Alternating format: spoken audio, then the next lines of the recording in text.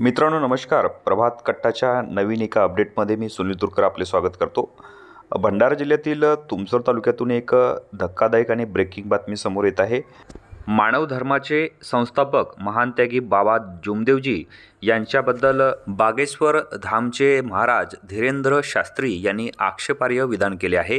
त्यामुळे संपूर्ण अनुयायी हे आक्रमक झाले असून त्यांनी तुमसर पोलीस स्टेशनमध्ये बागेश्वर धामचे महाराज धीरेंद्र शास्त्री यांच्या विरोधात एक FIR दाखल केली आहे. यावेळेस तुमसर पोलीस स्टेशनमध्ये सेवकांचा मोठ्या प्रमाणात गराडा होता.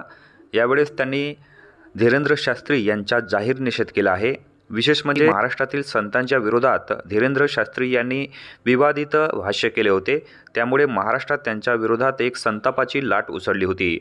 महाराष्ट्र ही संतांची व पुरोगामी विचारांनी पावन झालेली भूमी असून महाराष्ट्रातील संतांच्या बाबतीत त्यांनी असे विधान करणे चुकीचे आहे असे सर्व समाजातून एकच सूर निघत आहे.